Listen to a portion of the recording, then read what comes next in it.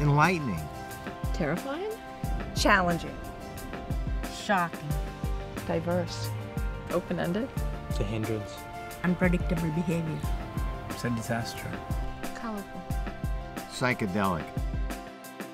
Difficult, and only because of my struggles and that I'm currently going through, so it's hard to put it into one word, but at this moment it would be difficult. She doesn't turn 21 and all of a sudden everything's good, so it's a little scary. Most people don't know that when you turn 21, the school system and the government, everybody says, thank you very much, now go home and figure it out for yourself. Oh, everything changes. The safety net that you had of them going to a school and being educated is over.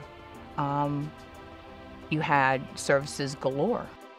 There is no real program for children after 21 years old. 21 is a very hard year. You realize that education is done. Your relationship with your child's study team, whether good or bad, is gone.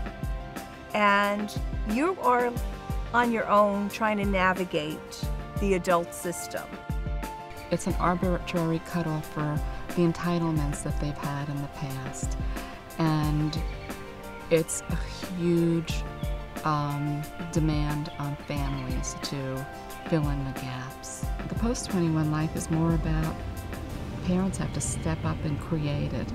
We're going to have to do a whole lot more than we've already been doing to give our children full lives.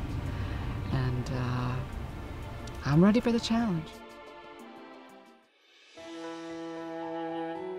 I fear that, I just don't want him sitting at home rotting in front of the TV and a computer game. I want him out there interacting with people and in the community and doing something and helping and working the way everyone else does.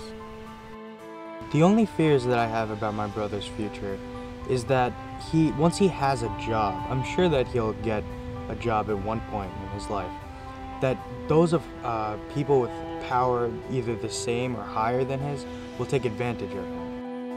Me and my husband, we worried and we are afraid what's going to happen after we die, because Ryan need supervision the rest of his life.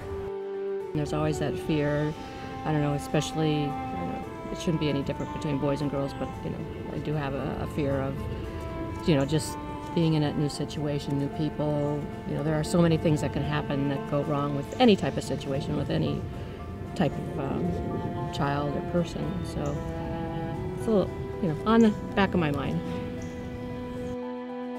I'm scared. I'm scared for him, where he's going to be, if he's going to be safe. My biggest fear probably is that he won't have a safe place to go to in the future, that there won't be the residences that are needed, that I'll die and there won't be somebody who cares about him.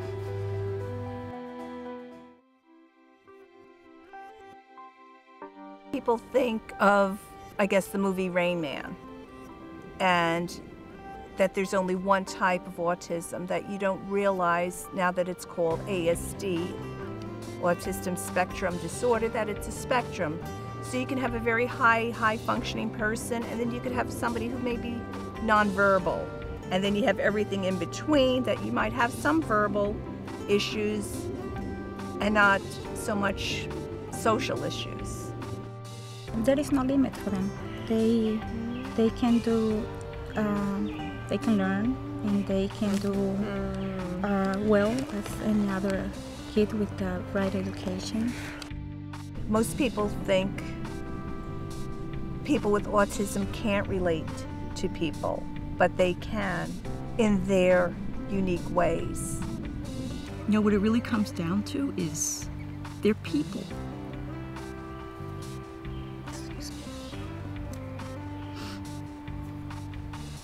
You know, they're human beings. They deserve to be treated like that. They deserve to be treated the way people would want to be treated themselves. And I think a lot of times that's not the case. Very productive individual, because he has so many skills. Like, he is very good in computer. He might be very good in data entry. He is very good in organizing. Anything you train him, he can do very well. I describe myself as responsible, hardworking, and very independent. Because he does have feelings, and he needs acceptance for as he gets older. And they need to understand that Corey can do, and he can do for himself. But you just have to guide him along. Once you show him a couple of times, he gets it. They're all so different and unique and special in their own way.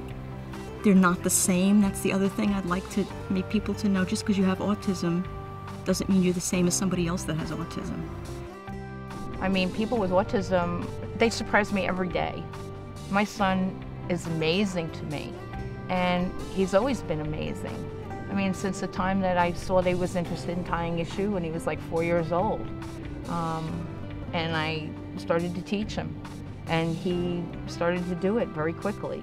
And he knocks my socks off. He continually surprises me with how he's able to learn. I think it really affects everybody in the community. They might not think it affects them, but I think it does. They live in the community. They might be working in the community eventually. They go to school in the community. They go to community events. They go to the pool, the local pools and Y's, and they're citizens like everybody else. That, you know, these kids can do things for the community too.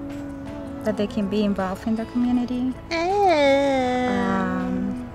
Some people they think that you know, because they have autism they cannot do anything, and they could. They can do a lot of things. Oh, there's so many reasons. Because they're people. Because they are part of your community. Because they have so much to offer.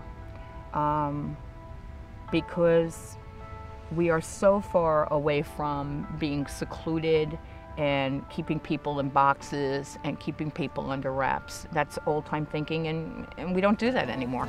And we don't think it should be done. They deserve a full life, like all of us. It's called embracing diversity, and that's what life is. Everybody is entitled to a full life. Everybody, because you have autism or you are disabled in any other way, doesn't mean you're any less than anybody else. And in fact, you can be quite fabulous with a disability, so why not embrace it? But gradually, as time has gone by and more families are being affected of all cultures, they're accepting this, that something has to be done. And I think within 10 years from now, we'll see a big difference. But we need it right now.